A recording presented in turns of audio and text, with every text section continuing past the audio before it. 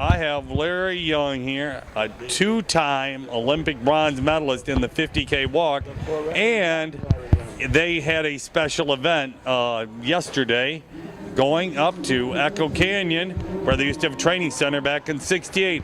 So tell us a little bit about that, Larry. Well, they're going to dedicate the old 1968 high-altitude training site as a state historical landmark. And they invited, there were 12 of us all together that went up for it, and it was an incredible experience. You know, we had Tommy Smith, John Carlos got up and talked, and then they invited us all up, introduced us all individually. Bill Toomey was there, and you know, all the great Olympians in track and field. And then they had a nice dinner for us, and they did a plaque. They've got a plaque that's set in a huge big granite boulder up there. Got us all lined up and took pictures of us. And then we came back down the hill, and here we are at the National Track and Field Championships being introduced again. So it was just an incredible experience. And now you said they gave you a piece of the track up there. They did. They gave each one of us a little square. It's about, I'd say 3-inch square of the original track that, of course, is no longer in existence.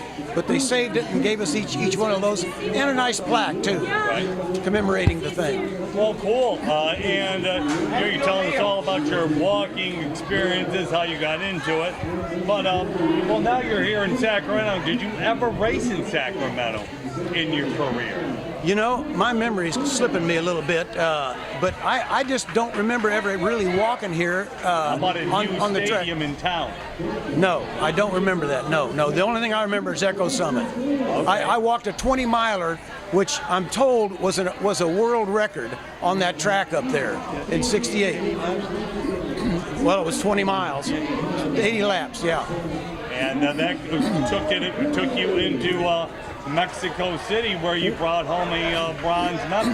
Well, 50K. Well, actually, that was just a race that we had up there. We were there for about a month, and then they took all of the distance runners and distance race walkers up to Alamosa, Colorado, for the next 2 months, because it was at a higher altitude, and they wanted to separate us from the sprinters and stuff, I guess. I don't know. I'm not sure why that happened, but we trained up there for the next 2 months, and then they held the trials up there, the high altitude trials up there at Alamosa, Colorado. And then, of course, everybody went to Mexico City, and that's right. Lots of big records from that meet. Lots of big records, yeah. I became the first American to ever win a medal in the long-distance walks. That's awesome. I remember the chills going down my spine when I came down into the stadium. And you're also the last American. The last American, that's right. That's true. And then I won another one in '72. Yes, and 72. That was in Munich, Germany. That's right. Yeah, I had a little better time there. I walked 4 hours and 46 seconds. Right. Okay. Yeah. John Kelly and Joe Oladani trained with you at that time too, didn't he? That's right. Yep. I keep in touch with Joe. He's still doing well in distance walk, so amazing things. Yes, absolutely. He walked 100 miles under 24 hours. First guy 870 to do it. Exactly. I did it in 1971 in 18 hours, 7 minutes, and 12 seconds. Still an American 100 best. miles. 100 miles. In 18 hours. 18 hours. Most people can't run that. That's right. Indoors. Indoors on an indoor 220 track. Where did you do that? Columbia, Missouri. That's right. My hometown. Are you still living there now? I am, yes. Now, what are you doing now that you're retired from everything with these last few years? What have you been doing? And you're in the Track and Field Hall of Fame. So what do you do now? I've been sculpting in bronze for the last 40 years. Yeah. That's what I do for a living, what I've done for a living. living. What's your most famous statue that's displayed somewhere?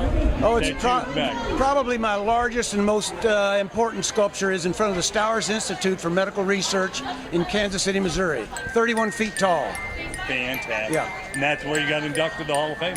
That's where I got inducted into the Hall of Fame in 2002. That's right. And there's the ring to prove it right there. Okay. Well, congratulations, Larry.